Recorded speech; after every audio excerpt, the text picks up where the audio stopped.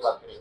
लेकिन आपको अपना तरीका खुद चूज करना होगा कि कैसे आपको बात करना है अपने दोस्तों से। आप जिस तरह बात करोगे वैसे सामने से बात आएगी, लेकिन आप इसे आपको जज लोग कर लेंगे कि आप किस तरीके से अपने दोस्तों के बीच में रहते हैं। ये बहुत जरूरी होता है कि अपने तरीका को बदलिए। अभी क्लास 10 में ठीक है, अभी कहीं और भी तो जाएंगे, तो फिर आप आदत को आसाना से थोड़ी चेंज कर पाता है कोई। इसलिए आदत को बेहतर करने का प्रयास करिए। जो डेली रूटीन में रहता है वही निकल कर आता है, कितना भी चेंज करना चाहो अपने आप को, जो हैबिट्स में होता है वही निकल कर आता है। इसलिए हैबिट्स को बदलिए। अचानक से नहीं बदलेगा, धीरे धीरे बदलेगा, लेकिन बदलिए। देखो इस बार 2024 में जो बेसिक का पेपर हुआ था वही है। अभी तो कंपार्टमेंट का हो गया। बेसिक पेपर जो अभी 2024 का पहला सेट है, कौन सा सेट है? पहला सेट है, ठीक है। क्वेश्चन आपके सामने आने वाला है। तो अब हम लोग चैप्टर 6 के बाद एक और चैप्टर कौन सा पढ़ लिए? ट्रिग्नोमेट्री में कुछ पार्ट तो पढ़ ही लिए, मतलब trigonometric ratio, trigonometric angles, allied angles जो हम लोग पढ़े। अब उससे भी अगर रिलेटेड क्वेश्चंस आएंगे तो आज उसको भी करेंगे हम लोग, ठीक है। चलिए बोर्ड पे एक बार देख लेते हैं। अगर आपको एलसीएम और एचसीएफ का कॉन्सेप्ट क्लियर है तो विद इन सेकंड आप इस क्वेश्चन को कर पाओगे। 850 और 500, ठीक है। आप एचसीएफ निकालने के लिए चाहे एलसीएम निकालने के लिए पहले इसका क्या करोगे? प्राइम फैक्टराइजेशन करोगे। क्या कर लोगे? Prime factorization. इसलिए ध्यान दीजिएगा, एक बार क्वेश्चन नोट किया ना, बोल देना थोड़ा सा। एक 850 था और क्या था? और 500 था। दो नंबर था। इसका हमसे क्या पूछ रखा था? ठीक, यही पूछा था ना। इन दोनों नंबर का एलसीएम निकालने के लिए जैसे कि हमने इसको ब्रेक किया था तो क्या आया था? 2 पे पावर, ब्रेक कर ही लो, सबसे अच्छा ब्रेक कर लो। 850 को अगर ब्रेक किया जाए 50 से तो 17 आ जा रहा था। अब इसको हम 850 को लिख क्या सकते हैं? 50 गुणे 17, और 50 को क्या लिख सकते हो? 2 इंटू 5 के पावर 2 इंटू 17 लिख सकते हैं ना। ऐसे ही देखो 500 को अगर हम लोग प्राइम फैक्टराइजेशन करें 500 को तो क्या लिख सकते हो? 50 से अगर ले जाओगे तो 10 आएगा। इसका मतलब 500 को 2 इंटू पे पावर क्या लिख सकते हो? 2 और 5 पावर 3, ये लिख सकते हो ना। अब देखो एलसीएम तुमको जब निकालना होगा तो दोनों में, इसमें और इसमें सबसे बड़ा पावर 2 का क्या दिख रहा है? 2 दिख रहा है। और 5 में और इस 5 में सबसे बड़ा पावर क्या दिख रहा है? 3 दिख रहा है। और 17 जो है किसी में नहीं, तो अभी एक बार उतार लेते हैं, ठीक है। अब इसका मल्टीप्लाई करके चेक करते हैं तो देखो क्या बनेगा। यहाँ पर यहाँ 8 बना, सॉरी 4 बना, और यहाँ पर 125 बना, तो कितना बनेगा? 500 इंटू का 17। ये ऑप्शन में था कि नहीं था? देखो ऑप्शन में देखो 17 इंटू 500 था, तो ऑप्शन नंबर 20, ठीक है। तो कहने का मतलब कि रियल एंड इक्वल रूट्स होने का मतलब क्या है? डी क्या है आपका? 0 है। तो कह रहा है के की वैल्यू बताइए। 4x square minus 5x plus के इक्वल्स टू 0। कह रहा है कि जो दिया हुआ है क्वाड्रेटिक इक्वेशन जो दिया हुआ है, कैसा इक्वेशन दिया है? क्वाड्रेटिक इक्वेशन जो दिया हुआ है वो कैसा है? बोलो, एक क्वाड्रेटिक इक्वेशन कैसा बोल रखा है? इस लाइन को समझिएगा। क्या बोला है? Real and equal. क्या है? रियल एंड इक्वल कब होता है? जब d इक्वल्स टू 0। यही केस जब बनता है तो क्या बोलते हैं इसको? Real and equal. और जो d ग्रेटर देन 0 तो real and distinct, real and unequal बोल सकते हैं इसको, अनइक्वल। और जब d लेस देन 0 हो तो नो रियल, रियल नहीं मिलेगा तब यहां पर। d जब 0 के बराबर हो तो रियल एंड इक्वल। d जब पॉजिटिव हो, d ग्रेटर देन 0 का मतलब d जब पॉजिटिव हो तो क्या होता है? Real and unequal. तो हमसे कंडीशन क्या बोला था कि d हमारा क्या है?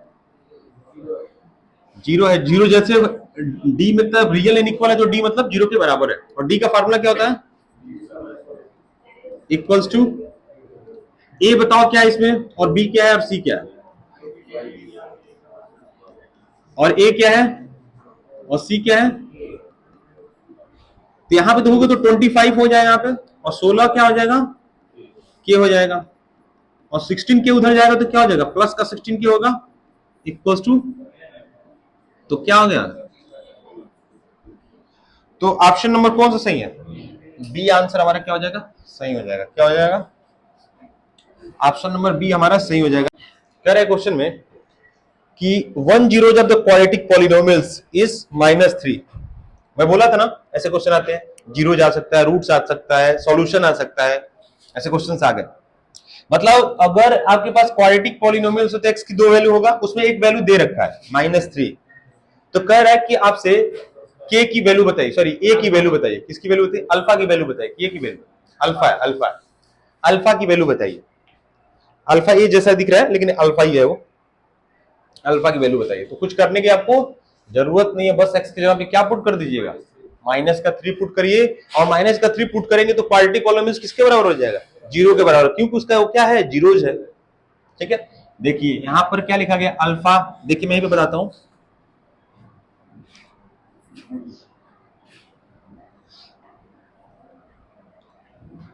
देखिए अल्फा -1 इंटू का एक्स स्क्वायर, और क्या लिखा गया, alpha x +1 equals to, sorry ये कोई पॉलिनोमियल मान लो दिया हुआ है, ठीक है, ये पॉलिनोमियल कोई दिया हुआ है, ठीक है, देखना है बोर्ड पे, ये पॉलिनोमियल कोई दिया हुआ है। अब कह रहा है कि एक्स की एक वैल्यू दिया हुआ है, क्या दिया है, -3, ठीक है, क्या दिया है, -3 दिया। तो इस जैसे पॉलिनोमियल्स में -3 पुट करोगे, ये पॉलिनोमियल्स किसके बराबर हो जाएगा, जीरो के बराबर हो जाएगा। अब जहां जहां एक्स है वहां पे क्या पुट कर दोगे, बोलो, -3 पुट कर दोगे। और यहाँ पे क्या है, अल्फा इंटू का -3 + 1, यहां तक समझ में आ रहा होगा। 0 इक्वल्स टू, ये 9 हो जाएगा, अल्फा -1, और यहाँ पे क्या हो जाएगा, -3 अल्फा +1, यहां तक समझ में आ रहा होगा। देखिएगा 9 अल्फा -9 -3 अल्फा +1, देखोगे तो 9 में से 1 जाएगा तो क्या बचेगा, -8, और -8 में इधर लेते आ रहा हूं तो +8 हो गया, और 9 में से 3 अल्फा जाएगा तो क्या बचेगा, 6 अल्फा। तो यहां से 6 अल्फा अगर वैल्यू 9 आ रहा है, 8 आ रहा है, तो अल्फा की वैल्यू क्या हो जाएगी, 8/, मतलब 2 से अगर काट दे तो 2 4 जा 8, 2 3 जा मतलब 4/, तो अल्फा की वैल्यू क्या हो जाएगी, बोलो, अल्फा की वैल्यू क्या हो जाएगी, सी हो जाएगी, 4/। साइन थीटा की वैल्यू 1/3 दिया है, तो आपसे पूछ रहा है कि सेक थीटा की वैल्यू बताइए, आंसर करो। देखिए साइन थीटा की वैल्यू दिया था 1/3, और आपको पता होगा कि जब आप ट्राइंगल बनाओगे तो ये हमारा रेशियो P/H दिया हुआ है।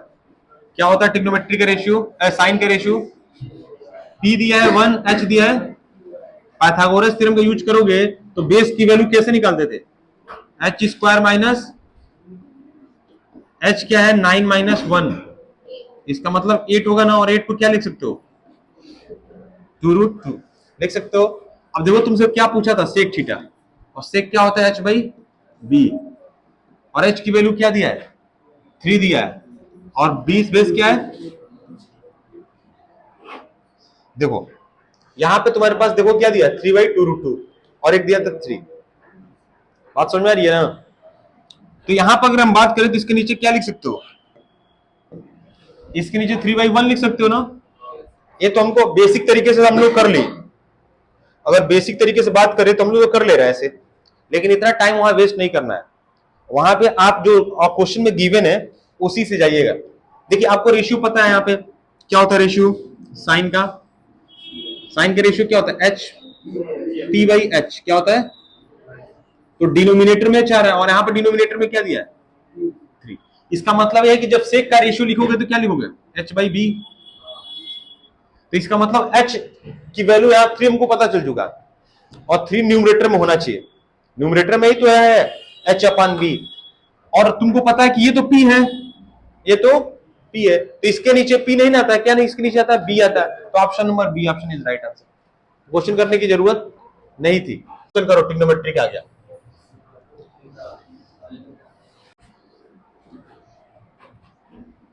जैसे मान लो आपसे दिया है कि sin² थीटा और plus sin theta plus cos² theta की वैल्यू क्या दे रखा है, 2 दे रखा है। इसका मतलब समझिएगा कि आपको एक आइडिया होना चाहिए कि sin² थीटा और प्लस कॉस स्क्वायर थीटा की वैल्यू क्या होती है 1 होती है। तो आप देखोगे साइन और कॉस का सम क्या होगा 1, तो 1 प्लस साइन थीटा लिख सकते हो। बोलो ये रिजल्ट होता है। तो साइन थीटा की यहां से वैल्यू क्या हो जाएगी 2 माइनस 1, मतलब साइन थीटा की यहां से वैल्यू क्या आ गई 1 होगा कि नहीं होगा बोलो। और साइन थीटा कब 1 देता है ये तो याद होगा, कल यही पढ़ाया भी था।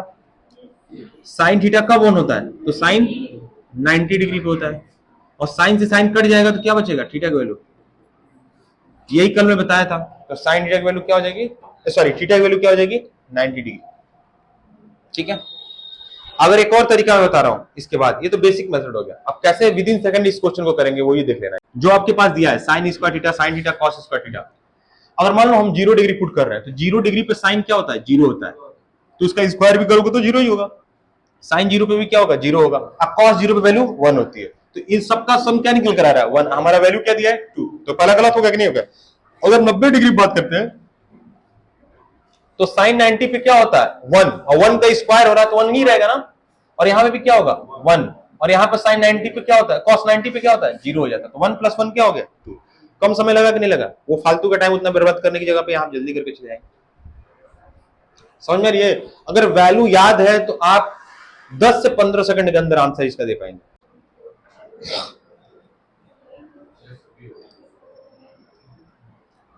कई लोग बोल रहे हैं इसका आंसर भी होगा, तुम लोग भी जवाब दो। डोंट हैव सॉल्यूशन का मतलब क्या है, नो सॉल्यूशन। देखो पीछे बात कर रहे हो तुम लोग, बात नहीं, क्वेश्चन में बोला है कि डोंट हैव सॉल्यूशन, इसका मतलब क्या है 3 ही सॉल्यूशन होता था, यूनिक, इनफाइनाइट और नो सॉल्यूशन। नो सॉल्यूशन का ही मतलब है डोंट हैव सॉल्यूशन, मतलब कोई सॉल्यूशन नहीं मिल रहा। तो उस केस में क्या होता है पैरेलल लाइन होती है, और पैरेलल लाइन का कंडीशन क्या होता है algebraically a1 upon a2 equals to b1 upon b2 is not equals to c1 upon c2। तो आपको a1 a2 b1 b2 से ही काम चल जाएगा, आपको k की वैल्यू बतानी है। देखिएगा पेयर ऑफ लीनियर इक्वेशन का क्वेश्चन है, a1 upon a2 equals to b1 upon a1 क्या है इसमें 5 है, और a2 क्या है b1 क्या है b2 क्या है। तो देखोगे कि यहां चला जाएगा और 2 से मल्टीप्लाई होगा 4, 2 में तो क्या होगा 4 और 5, तो B option is right answer. तो बी हमारा क्या होगा, देखिएगा क्वेश्चन में क्या बोला है, बोर्ड पे एक बार देख लीजिए। कह रहे के की वैल्यू क्या होगी यदि प्रोडक्ट ऑफ जीरोस दे रखा है क्या 2, इस पॉलिनोमियल्स की, इस क्वाड्रेटिक पॉलिनोमियल्स का जीरोस दे रखा है, इस क्वाड्रेटिक पॉलिनोमियल्स का क्या दे रखा है प्रोडक्ट ऑफ जीरोस क्या दे रखा है, के की वैल्यू पूछ रहा है आपसे, और आपसे क्या गिवन है। देखिएगा आप कैसे पढ़ेंगे इस क्वेश्चन को मैं बता दे रहा हूं। आपसे क्या बोला है कि फॉर व्हाट वैल्यू ऑफ के product of zeros of polynomials, आप पॉलिनोमियल्स को बंद कर लीजिए, ठीक है ना। The product of zeros of polynomials is 2, बस इतना आपको समझ में आ गया कि इस पॉलिनोमियल्स के प्रोडक्ट ऑफ जीरोस कितना दे रखा है 2, और प्रोडक्ट ऑफ जीरोस के लिए फॉर्मूला आपको पता होगा अल्फा इंटू बीटा क्या होता है सी अपन, और इसकी वैल्यू क्वेश्चन में गिवन है कितना है 2, और सी का मतलब होता है कांस्टेंट, सी क्या है माइनस का 7, और ए का मतलब क्या है के। तो इस तरीके से के इक्वल टू क्या हो गया माइनस के 7 अपन, बोलो तो कौन सा ऑप्शन सही होगा बी की डी, बी और डी एक ही जैसा क्वेश्चन है वो देखिएगा। पर एक एपी है जिसमें फर्स्ट टर्म और 10 टर्म दे रखा है, तो डी बताइए, कुछ करने की जरूरत नहीं है। देखो 10 टर्म क्या होता है ए प्लस 9d, और ए 10 कितना दिया है क्वेश्चन में माइनस का 19, और आपसे डी पूछा है ना, ए दिया हुआ है 8, तो 8 इधर जाते माइनस का 27 हो जाएगा, क्या हो जाएगा, तो 9 से 27 कितनी बार में कटेगा 3 बार। तो डी की वैल्यू हमारी क्या आ गई माइनस का ऑप्शन नंबर 1 और 3। तो पहले चेक करेंगे कि वाकई सही है कि नहीं, तो पहले इसका पॉलिनोमियल से क्या करेंगे फैक्टर करेंगे, और फैक्टर करते तो एक्स की दो वैल्यू निकल कर आती है कि नहीं निकल कर आती, तो आप चेक करिए कि आ रहा है कि नहीं आ रहा है, सब कुछ चेक करें, ऐसे नहीं कि हवा में बात करेंगे। हमारा सही है। अब रीजन की तरफ बढ़ते हैं। रीजन बोला है कि आपका जो ग्राफ इंटरसेक्ट कर रहा है वो दो जगह इंटरसेक्ट करेगा, एक्स की जब वैल्यू -1 है तो बिल्कुल बात सही है, एक्स की जब वैल्यू कुछ आएगी तभी तो y 0 होगा, ये पोलिनोमियल px जो है वो y है, क्या है, और ये x की वैल्यू, जैसे मान लो एक ग्राफ ऐसे बना रहे हैं, तो x की वैल्यू 2 आई है, कितनी आई है, 2, एक आ रही है -1 और दूसरा है x की वैल्यू 3, ये है ना। इसका मतलब कि एक बार हमारा x कहीं यहां पर इंटरसेक्ट किया होगा -1, 0 पे, और एक बार x कहां पे इंटरसेक्ट कर रहा है, मान लो यहां पर x 3 है और y 0, तो बिल्कुल सही है। देखो यहां पर x 2 बार इंटरसेक्ट किया, इस पॉइंट पे भी किया होगा और इस पॉइंट पे भी किया है, ठीक है, और ये बिल्कुल सही बोला है। जब भी x कुछ होता है तो y क्या होता है, 0 होता है। तो इंटरसेक्ट किया है किस किस पॉइंट पे, -1, 0 पे और +3, 0 पे, मतलब रीजन बिल्कुल ही सही दिया हुआ है, बिल्कुल सही बात है। तो हमारा रीजन बिल्कुल एक्सप्लेन कर रहा है असर्शन को, तो रीजन भी सही है और साथ साथ एक्सप्लेन भी कर रहा है असर्शन को, तो ऑप्शन नंबर ए हमारा सही हो जाएगा। कौन सा, आपके पास क्वेश्चन दिया हुआ है कि 6 - 4√5 को क्या प्रूव करना है, इरेशनल प्रूव करना है, तो पहले जो भी इसमें रूट यूज किया गया होगा वो रूट पहले ही बोल दिएगा कि ये इरेशनल है, एडिशन है या अजम्पशन है, वो गलत हो जाएगा। ये तो कर ही लोगे, करने की जरूरत ही नहीं है, एकदम छपा छपाया क्वेश्चन आते हैं। अब क्वेश्चन नंबर इसका जो दूसरा OR करके दिया वो बोल रहा है कि प्राइम नहीं होगा, प्राइम नंबर नहीं भी होगा, बिल्कुल सही बात है, तो कंपोजिट नंबर है। कैसे नंबर है, कंपोजिट नंबर। कह रहा है कि एक ट्राइंगल है जो एंगल ए पे 90 डिग्री है, एंगल सी दिया है √3 और find the value of sine B cos C cos square B. देखिए अलग अलग एंगल पे पूछ रहा है कि नहीं पूछ रहा है, जल्दी से इसका आंसर बताओ। बोला है कि एक ट्राइंगल बना लीजिएगा पहले, और ट्राइंगल जो है उसमें एंगल ए पे 90 डिग्री है और सी और बी कहीं भी रख लीजिए, कोई फर्क नहीं पड़ता है, ये एंगल है 90 डिग्री। अब देखो क्या दिया है, 10c का रेशियो दिया हुआ, किसका रेशियो दिया है, 10c। तो c बोलने का मतलब है कि ये परपेंडिकुलर है और ये बेस है। एंगल c के लिए परपेंडिकुलर कौन है, ए बी है। ये बात समझ में आ रही है कि नहीं आ रही है, ये √3/1 का मतलब ये है कि ये √3 यहां पे है और बेस 1 है। ये बात समझ में आ रही है, एंगल सी की बात हो रही है, एंगल सी पे, ठीक। अब इसका पाइथागोरस थ्योरम का यूज करेंगे तो क्या आएगा, 2 आएगा। पूरा अच्छे से एक्सप्लेन करके लिखिएगा, 2 नंबर का है वो, आप पूरा वहां बना के दिखाइएगा। दूसरा चीज देखिएगा, अब हम वैल्यू निकाल के बता देते हैं कितना होगा इसका। देखो साइन बी का मतलब परपेंडिकुलर ये है, तो क्या लिखोगे, 1/2। कॉस सी मतलब कॉस सी के लिए बेस क्या है, ये है, तो 1/2 और माइनस का कॉस स्क्वायर बी, तो क्या हो जाएगा 3/4, तो क्या हो जाएगा 1 - 3/4, मतलब आंसर होगा माइनस का प्लस का 1/4 है। प्लस का 1/4 नहीं आया तो देखिए आपका कॉन्सेप्ट कहीं ना कहीं मिस कर रहे होगे। देखिए अब ट्राइंगल भी रिवीजन हो जाएगा आपका, ट्रिग्नोमेट्री, चलिए इतना ट्रिग्नोमेट्री रिवीजन हुआ है कि नहीं हुआ है। अब देखिए क्वेश्चन बताइए, 8 होगा, बिल्कुल सही जवाब। देखिए इस दो ट्राइंगल को अगर आप सिमिलर प्रूव कर दे तो उनके करस्पॉन्डिंग साइड्स का रेशियो लिख पाएंगे कि नहीं लिख पाएंगे, तो यहाँ पे वर्टिकल अपोजिट एंगल से बराबर हो जाएगा एक एंगल, और दोनों में एक 90 डिग्री है, तो क्या है, दो ट्राइंगल एक दूसरे के लिए एंगल से सिमिलर हो गया कि नहीं हो गया, बस अब बात खत्म। इतना तो करके दिखा दोगे, दो ट्राइंगल लेके और सिमिलरिटी दिखा दोगे। अगर दिखाना चाहते हो तो दिखा सकते हो, क्या लिख सकते हो, ट्राइंगल का नाम लिख लेना, इन ट्राइंगल AO या PO और दूसरा ट्राइंगल क्या लिख सकते हो, OB या QBO, ठीक है, लिख सकते हो उसे। एंगल A जो है उसमें एंगल B के बराबर है, ईच एंगल 90 डिग्री। दूसरा angle AOP equals to BOQ, vertical opposite angle, बस सिमिलर हो गया कि नहीं सिमिलर। देयरफॉर ट्राइंगल PAO जो है वो सिमिलर हो गया ट्राइंगल QBO से, कैसे, एंगल से। इतना दिखा सकते हो। अब रेशियो जो तुमसे पूछा है वो उठा लो। देखो मैं जब भी बोलता हूं रेशियो लिखने के लिए तो जो तुमसे पूछा है उसको उठा लो। क्या पूछा है, QB पूछा है, क्या पूछा है, और QB इस एंगल के बराबर है ना, इस एंगल के सामने है कि नहीं है, तो इस ट्राइंगल में इस एंगल के सामने क्या दिया है, TA लिखो, और फिर इस छोटा वाला ट्राइंगल में आ जाओ। इस ट्राइंगल में देखो क्या गिवन दिया है, तो बीओ दिया है ना, बोलो बीओ उठा लो, और इसके सामने क्या होगा, ओ ए चाहे ए हो, ठीक है। क्यूबी की लंबाई तुमको निकालनी ही थी, और पीए कितना दिया था, पीए कितना दिया था 10, और ओबी कितना दिया है 12, और ओए 5 दूना 10, 5 3 का 15, 3 चौको 12, 2 चौको 8, क्यूबी इक्वल्स टू,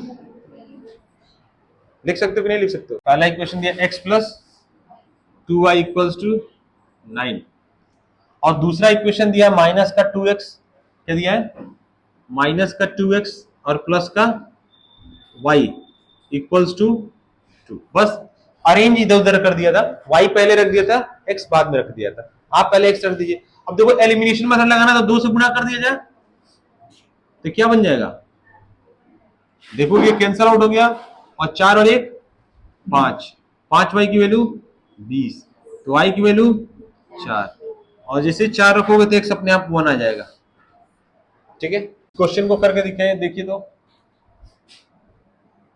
अभी केंद्रीय विद्यालय का एग्जाम हुआ था, उसमें भी ये क्वेश्चन था अफेयरली का, ये क्वेश्चन नंबर 29 3 नंबर में पूछा है।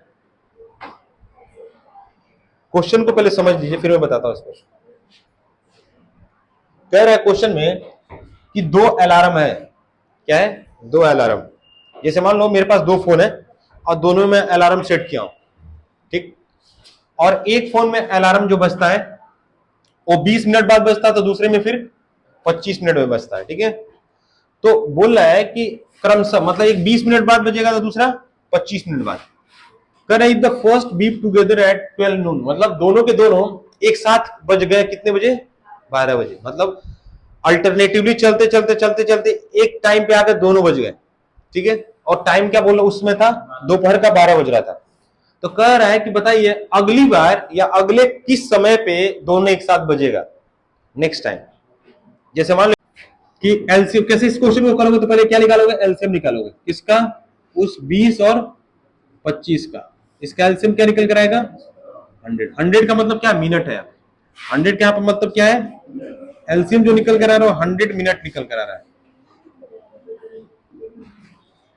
तो ये लिखेंगे क्या, therefore next time beep together, 12 बजे तो हुआ ही था, और 12 में क्या जोड़ोगे 100 जोड़ दोगे। 100 मिनट का मतलब होता है 1 घंटा 40 मिनट।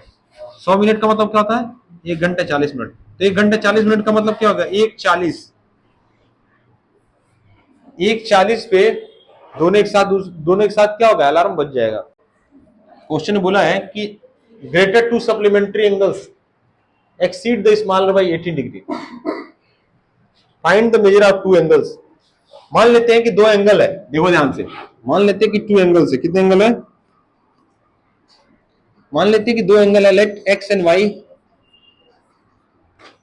आर 2 सप्लीमेंट्री एंगल्स, ठीक है ना।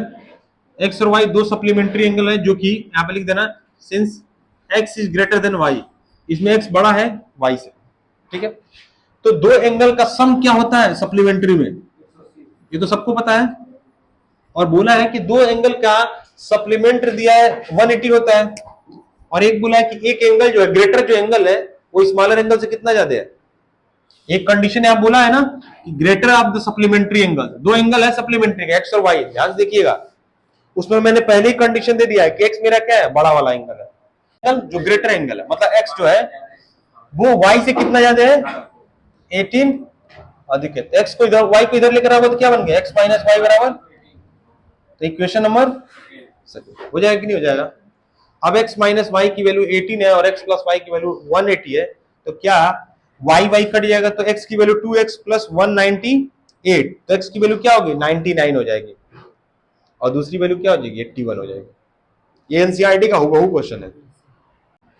अब यहां से देखिए 34 क्वेश्चन है, भी 5 नंबर में है, और आपको कोई एक करना है, या तो ये करना है या तो नीचे वाला करना है। और ये क्या है, पढ़िए स्टेटमेंट, बीपीटी है, क्या है देखिए 5 नंबर में आई है, तो तैयार है तो आप लिख पाओगे। और दूसरा क्वेश्चन देखो, एनसीईआरटी में एक क्वेश्चन था, मैं कराया था, बोला था कि दो ट्राइंगल दिया है क्या, ये दो ट्राइंगल दिया है और एक दूसरे के लिए क्या है, सिमिलर प्रूफ करना है, ये बोल रहा है एबीसी और पीक्यूआर सिमिलर ऐसा प्रूफ करना है। तो करना क्या है, मैं तरीका बताता हूं, देखिएगा, ए बी बीसी और एडी उसका मीडियन, ये जो साइड तीन दिए हैं वो इस ट्राइंगल के करस्पॉन्डिंग साइड्स के रेशियो दिए हुए, मतलब पी क्यू क्यू आर और पीएम के रेशियो के बराबर। तो बड़े वाले ट्राइंगल को प्रूव करने के लिए तो तीनों साइड का रेशियो चाहिए, हमको मिल कितना रहा, दो साइड का रेशियो। तो करना क्या पड़ेगा, इस छोटे वाले ट्राइंगल में हमको क्या यूज करना पड़ेगा, मतलब सिमिलरिटी प्रूव करना पड़ेगा, जिससे कि एक एंगल मिल सके। जब एंगल मिल जाएगा तो दो साइड तो पहले से गिवन था, और मेहनत आपको करना है एक एंगल लाने के लिए, वो सबसे ज्यादा मेहनत है। 35 5 नंबर में क्वेश्चन देखो, एपी का आ गया 5, फर्स्ट टर्म। देखिए आपसे बोला कि find the first term and common difference, आपको याद होगा इन टर्म्स ऑफ एन निकाल, मैं तरीका बता रहा हूं, आप करिए, पहले खुद से करिए। देखिएगा एक फार्मूला होता है, याद रखिएगा, एक फार्मूला होता है एन निकालने के लिए in term of S n, क्या होता है, एस एन माइनस का एस एन माइनस, ये फार्मूला सबको पढ़े होगा, सबको पढ़ा होगा।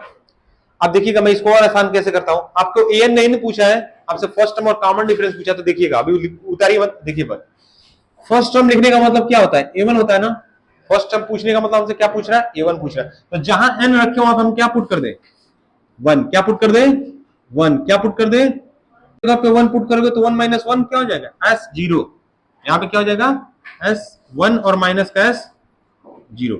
अब देखिए एस एन आपके पास क्वेश्चन में गिवन है, क्या गिवन है, एस एन, तो एन के जगह पे यहाँ पे क्या रखना है हमको, वन रखोगे तो क्या बनेगा, फोर माइनस वन मान दो, यहां पे हो जाएगा फोर माइनस वन, यहां तक समझ में आ रहा होगा। और यस जीरो का मतलब यहां भी जीरो पुट करो तो ये भी जीरो, ये भी जीरो, तो जीरो लिखने का कोई जरूरत ही नहीं है, मतलब हमारा फर्स्ट टर्म क्या निकल कर गया, हमारा फर्स्ट टर्म यहां से क्या मिल गया, 3, तो हमारा पहला टर्म निकल गया। कॉमन डिफरेंस निकालने के लिए बस क्या करना है, यहां एन की जगह पे क्या पुट कर दो, 2 पुट कर दो, क्या पुट कर दो, 2 पुट कर दो। ध्यान से लिखना, A2 जैसे पुट करोगे तो यहां पर क्या बन जाएगा, देखो 1 पुट किया तो 1 आ रहा था, तो यहां पे क्या हो जाएगा 2 माइनस का 1 पे 0 हो जा रहा है, तो 2 पे क्या होगा 1 होगा कि नहीं होगा। देखो यहां एस एन के जगह पे क्या पुट करा जा रहा है 2, और 2 पे से बन गया 1 हो गया।